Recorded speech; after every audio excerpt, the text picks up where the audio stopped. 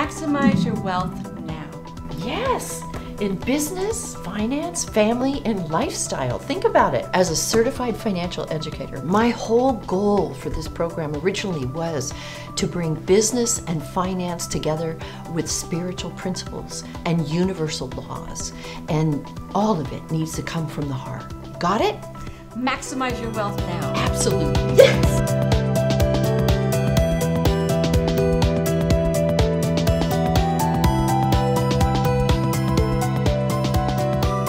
Welcome back to Maximize Your Wealth Now. In business, finance, family, and lifestyle. We're really excited about today because we are bringing Rich Gaines to you.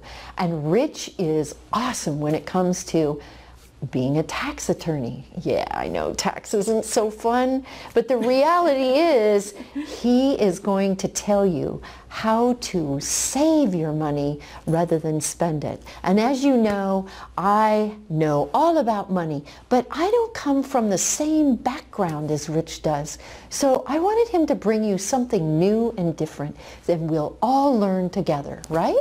Absolutely. And we're also bringing to you Craig Collins. And he is amazing because he can teach people to read in a very short amount of time. And I'm going to let Craig Collins share with you just how he does that.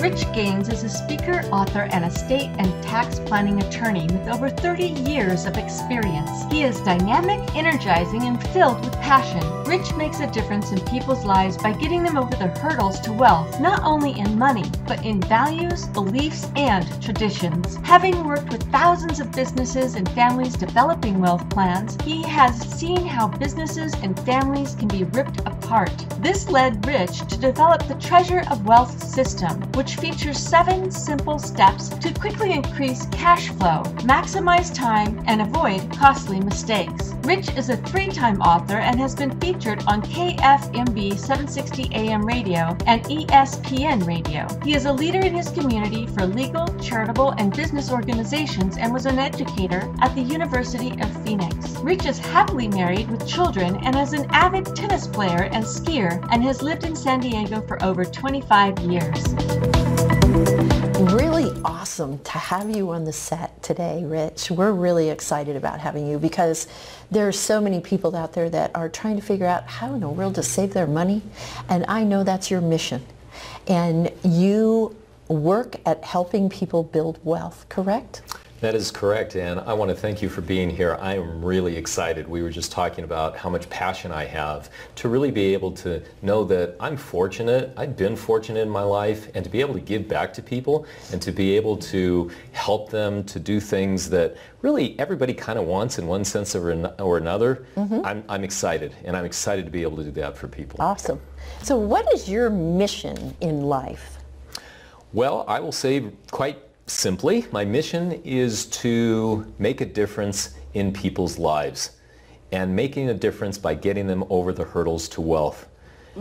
And wealth has a lot of variety of meanings for different people, of course. Yes. One of the varieties that I think about or talk about is that it's not just money, but it's values, beliefs, and traditions.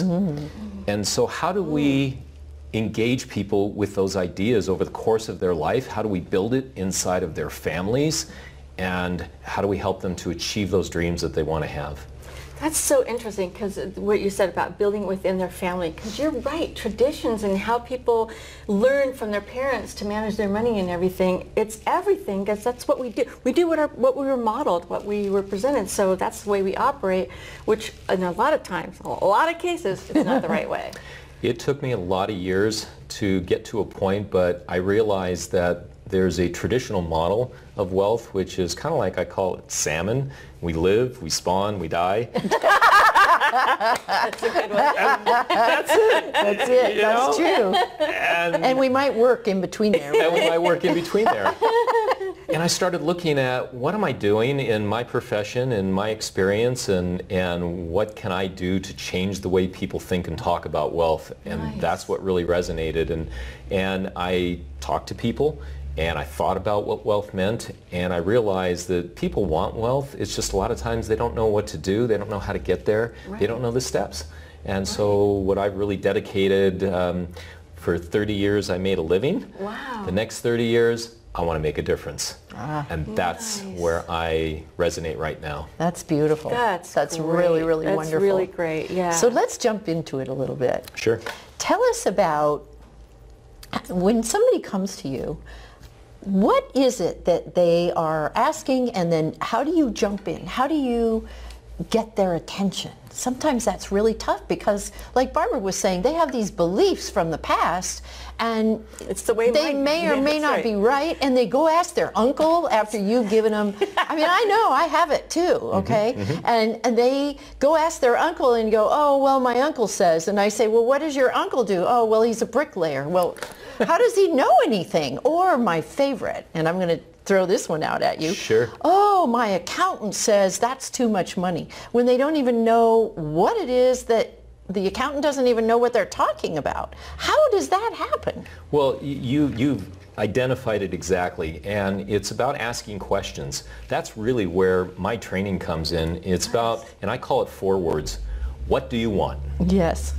What do you want? Yes. What do you want for your business? What do you want for your family? What do you want for your lifestyle? And so what I do with people when they come in and they're looking to put together a plan, and planning of course is the key. Yes. Planning is about what do you want. Bad plans result in all the problems that we see out there. They result in litigation, they result in families being broken apart, businesses being broken apart, failure of communication. Yes. I mean, how many people do we know that brothers and sisters, right, have gone at each other? They stop talking, they're fighting, they're suing each other. So true. Typically the parents are the glue, and when the parents, are gone, and that's what we're seeing more and more, that's where we have the challenge. And so my goal when people are coming into my office and where I'm doing my advising is to drill down into the questions of what they want. So unfortunately, sometimes we take what seems like something is very simple, Right. and it unfortunately becomes a little more complex. And so it's harder, and it takes more conversations. But at the end of the process, when we can get to what people really want, and I think it's also important, communication is the bridge to everything. Oh my gosh, communication is so important, and being able to communicate effectively is something that we learn. It's not something that it doesn't come natural to a lot of people, especially in True. different environments that they're brought up in. Communication, as we know, we were told to be seen and not heard, and so we didn't get some of those valuable skills of learning how to communicate effectively. So very important. Exactly, and it is important, and we have to take that communication and give people an awareness of how that communication can really benefit them.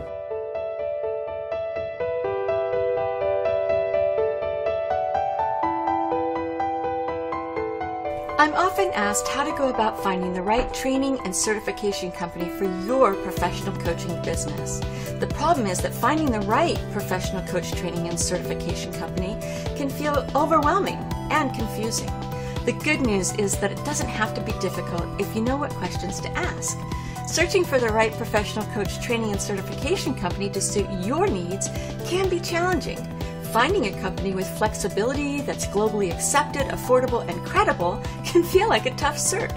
So I'd like to give you a few things to consider when looking for a professional coach certification company that will suit your needs. Tip number 1. You want to make sure that your company is proven in the marketplace. The reason we've trained over 6,000 professional coaches is because we teach a system of coaching. The coaching system is easy to learn and easy to implement. Tip number 2. You want to make sure you work with a company that is affordable. Some companies charge upwards of $10,000 to $15,000, which is unnecessary. You can get a third-party accredited education for under $1,000. Tip number 3. You want to find a training that doesn't drag on for a year or even longer. You will benefit by jumping in and moving forward, and after all, coaching isn't difficult if you have the right training. At Wainwright Global Institute of Professional Coaching, we help individuals just like you who want to make a difference in the world become certified professional coaches with only 16 hours of live online training that's affordable and easily accessible. To learn more, simply go to lifecoachtrainingonline.com, where you can access our free ebook about 52 different coaching niches working miracles every day. Or call us at 800-711-4346. We're happy to help you determine the best professional coach training for your needs.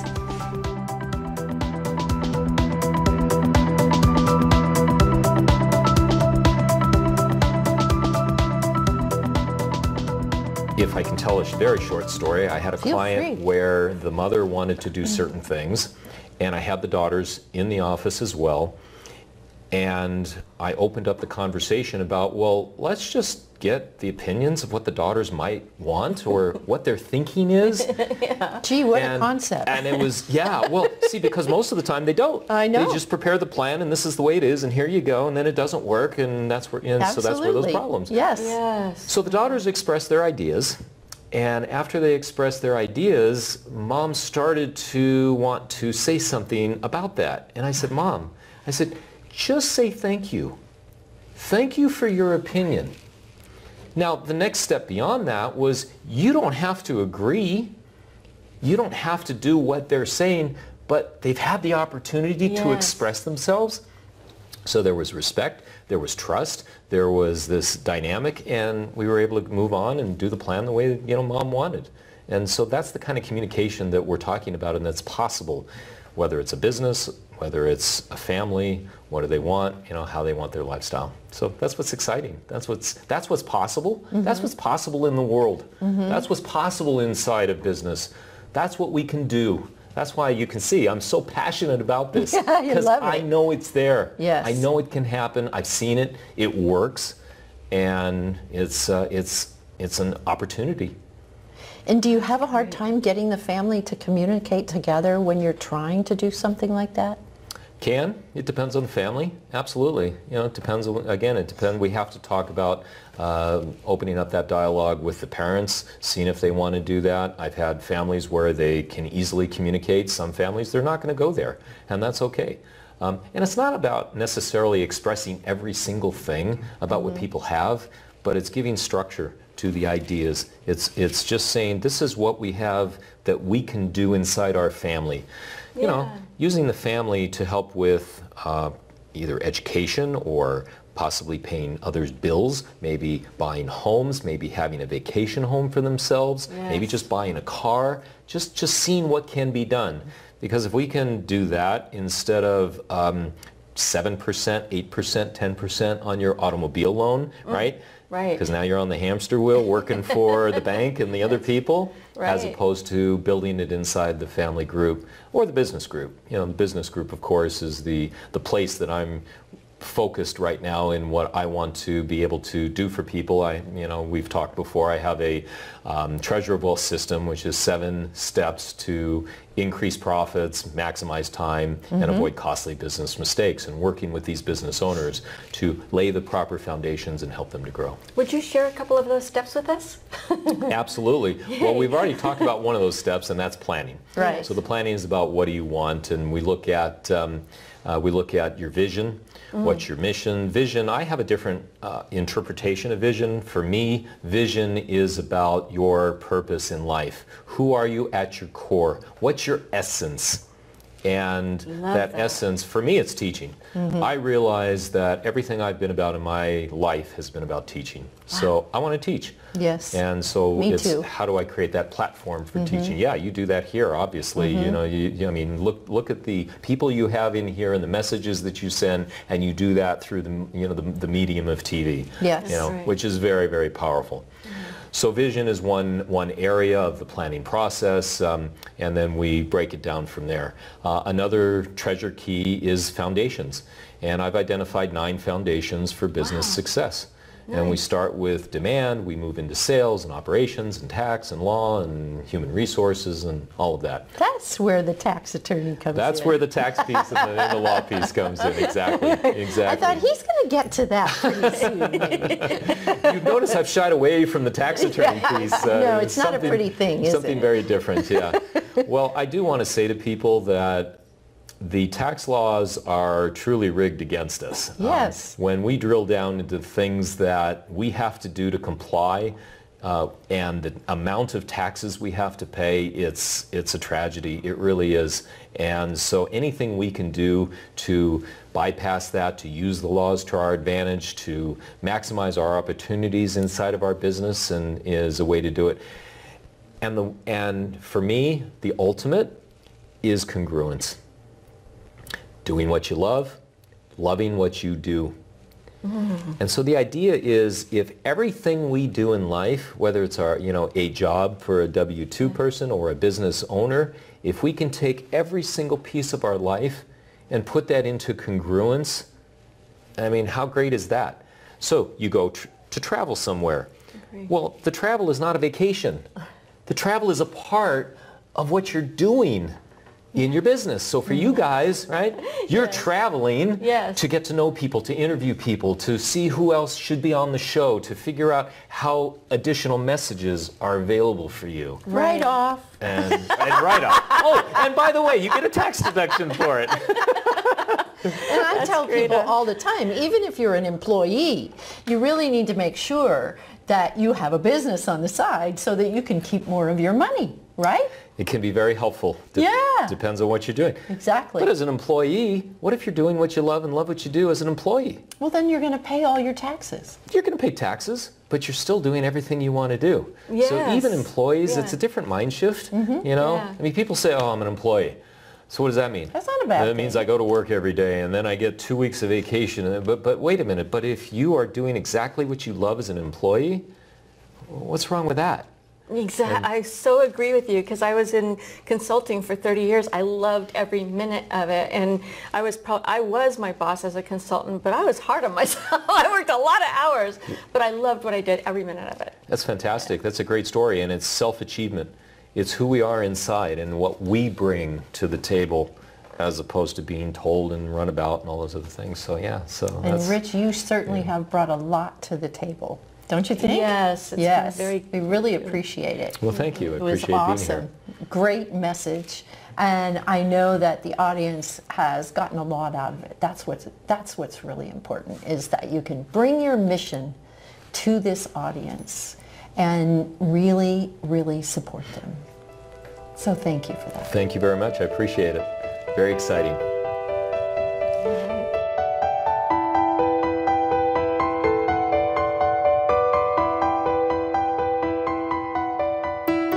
Are you a business owner who's constantly dealing with emergencies, seeing money flow in the front end only to see it flow out the back end? Do you worry about making the right choices? Are you wondering how you're going to pay your expenses? My name is Rich Gaines, and I developed the Treasure of Wealth system featuring 7 simple steps to quickly increase profits, maximize time, and avoid costly business mistakes. Do what you love and love what you do. The Treasure of Wealth system is for you.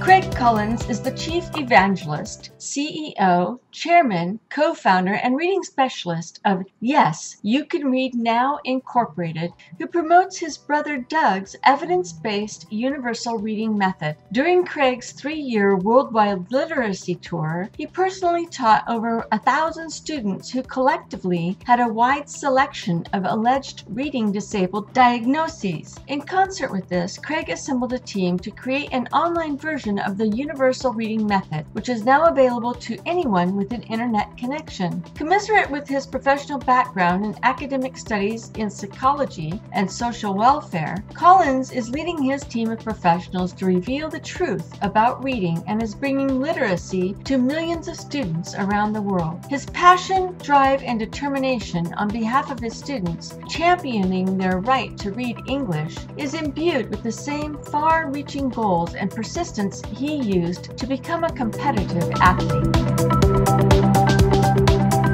Well, we are so blessed right now to have Craig Collins on the set with us because he's going to bring you some information that is going to blow your mind. So Craig, share with us, if you would please, your expertise when it comes to teaching people how to read. We teach people to read English, and a lot of people talk about that and think about that, but we teach people how to read English in 2.5 hours. 2.5 hours. Are I you ready had to for go that? to school for 3 years to do that. Yes. How do you do it in 2.5 hours? We teach 7 concepts. And when we teach someone to read in 2.5 hours, we start them off, they'll be maybe at a 4th grade level. And when we're done in 2.5 hours, they're at a post-high school level. And I want you to know, I'm extremely passionate about this. I've traveled around the world for 3.5 years teaching students and finding students who were dyslexic, people that were autistic, people that had Asperger's syndrome. In Palo Alto, I taught a woman who had Alzheimer's disease. And so she was able to return in the 2.5 hours. And she was a sweet, sweet lady. Wow. So it doesn't matter their age. It doesn't matter, where they're at in their life. You can take a person who has never been able to read or who maybe has a reading disability like dyslexia, and you're able to help them to learn to read in 2.5 hours. This is so important news, and again, this is why Shirlene and I do this show, is that we can bring you information that you wouldn't hear about otherwise, and these are like miracles that are happening on our planet all the time now. We're lifting humanity through all the gifts that are coming to the forefront through venues like this. So Craig, this is amazing what you're sharing with us. You said you taught a woman how to read that has Alzheimer's. Yes. How do you do that when they can't remember anything? First off, she was 94 years old. Oh. So I got to talk with her for about 2 hours. And she said, and I'm going to use a voice that sounds like her, and she said, I haven't read for 3 years. And I said, oh my, 3 years. And I said, would you like to learn to read? Oh yes. She says, would you come tomorrow and we'll arrange a time? And I said, I would love to. And I talked to her for 2 hours, right? We had this wonderful love relationship going on. So I showed up in the morning and she was having her breakfast. And I said, hello, I'm here. And she said, yes, I don't think I know you. Hello. Are you one of the doctors? And I said, well, no, I'm not. I said, I teach people to read English. And she goes, oh, I haven't read for 3 years. I would love to learn how to read. And I said, well, I can teach you. She said, well, could you teach me tomorrow morning? And I said, yes. And she goes, well, that would be grand. Just put it on the grease board over there, and then the nurses will see it, and they'll wake me up and feed me, and I'll be ready for you. I said, well, that's great. So I left, all excited. And also feeling we had talked for a while, we'd exchanged some other words, and I think I've really got a relationship with her. She knows me who I am now. And so I came in the next morning, and I peeked into her room, and she was still asleep. Oh, no. They didn't see the grease board. So I went and got the nurses, and I said, I'm here to have an appointment with this woman, and you didn't get her up. Did you see the grease board? Oh my, yes, we'll get her up. Go sit in the waiting room, and we'll be right back. So 45 minutes later, they got her up, and they got her dressed, and they gave her a little bit of food, and I came into her room, and I'm all excited, and I said, well, are you ready? And she goes, I'm sorry, but I don't think I know you. And I go, yes, well, I've been sent by the director of the hospital to teach you to read. Oh, read? I haven't read for 3 years. And I said, I think that's true. I said, well, would you like to learn to read now? And she goes, I would. And it's like, it's not like I have anywhere else to go. And so she's such a sweet lady. I started teaching her the reading method, and I did a pretest on her, and she couldn't read any words. So I began to teach her the reading method, and in 20 minutes, she looks up and she goes, hi, Craig, where's Jan? And I went, wow. Jan, it was the person who was sponsoring me in the area, and I said, well, Jan's going to come see you tomorrow. And I said, how are you? She goes, I'm fine. I like what you're teaching me. Keep going. So I said, okay. So I continued to teach her the reading method, and after about 55 minutes, I give her a break. So she sat in her bed because she was sitting in her bed, and I left her alone. And I went and had some glass of water, and left her alone. And I came back, and then I continued to teach her the reading method. And so at the end, we have 475 multi-syllable words, a long list of words. I have 7-year-olds reading those. I have dyslexic people reading those. And so, would you like to read some words? And she said, I would love to. I'd love to. So she gave her the list, and she started reading the words, and she just read them and read them and read them and read them and read. So she's about to 300 words, and she puts her finger down. She says, Craig, I can read these words. I can read. I'm a good reader, and whatever you taught me, I can read really well. Is what I'd like to do is, would you mind if I read to you something from the Bible that says thank you? Oh, and I said, nice. I would love for you to do that. Well, my Bible's in the drawer. If you pull it out, and also the print's so small, those darn Bibles, it says, would you hand me my glasses? I have reading glasses. And I thought, oh, I didn't have her reading glasses. Okay, but sure, she's got it. So she takes up, but it was more important than just that she does read to me from the Bible. It was that she knew what verse, she knew what it meant to her, and she found it, and she went through this like you and I would, through the Bible, and found it, and then went down, and then she read me this verse from the Bible. Wow. Well, I'm kind of a softie, so that I feel these tears coming down my face because I'm so touched that she's read me this story from the Bible, and it's about light, and the light that I brought to her, and obviously having Alzheimer's, beautiful. she would have me in some darkness. And she says, Greg, I see you like my reading, and I said, yeah. I mean, she just touched my heart so deeply.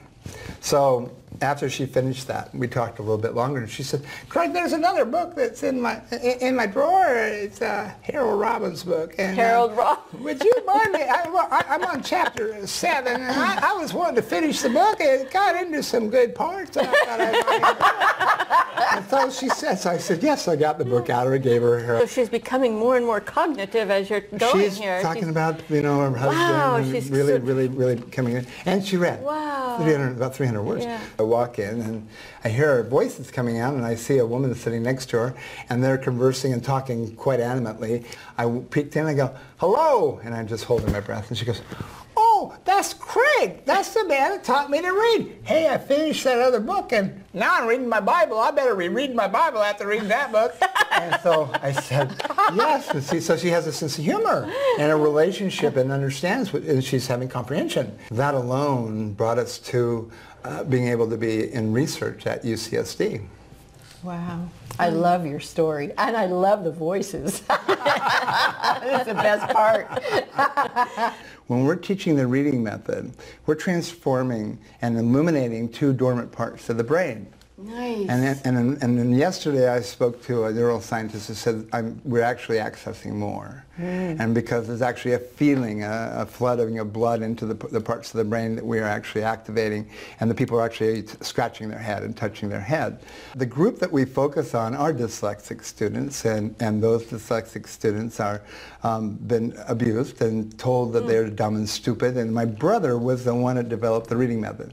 And my brother, until he was 30 years old, was really confused about reading and had big challenges in school. And he went to law school because he got through college in like 6 years by just doing nothing but focusing. And he was in law school, and in the first week he realized he couldn't do this. And so a law professor spoke to him and said, well, you don't have to learn and remember everything. We put it into concepts. He went home, and the next morning he woke up, and he had been studying reading and pushing the door to open for reading, and he had really wanted reading. He had a preschool that he taught it, and he sat down and he wrote out the reading method that we teach today. Wow. And it's 7 concepts, just 7 concepts. And then he took it to his preschool. He taught someone who was 3.5 years old. And then he just continued to teach people and teach people. And my brother graduated from law school at the top of his class. Wow. After he Awesome. learned to read. In some ways, for me, someone who is called dyslexic, I would say is brilliant, but can't read. And since in 2.5 hours we can transform them into readers, it's an amazing transformation. But it doesn't just affect that, because we are impacting the brain. So UCSD is doing brain imaging on students before and after to determine what happened to the brain, what changes took place. 2 dormant parts of the brain.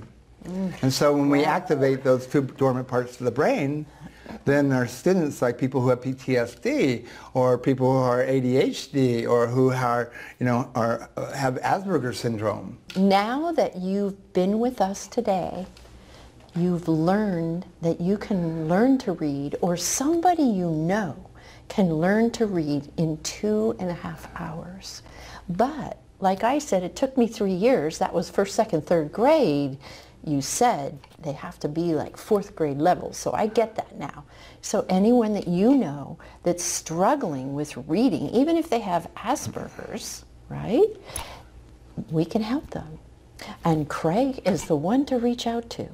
And you also heard from Rich, and Rich talked to you about the wealth formula and how you can save your money, and how much he's feeling passionate about helping those families that are really looking for a way to distribute their money in the future that makes the whole family happy, not just one person.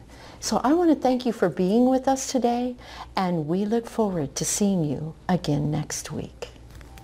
All right, everyone, we'll see you next week. Bye now. Thank you. Bye-bye.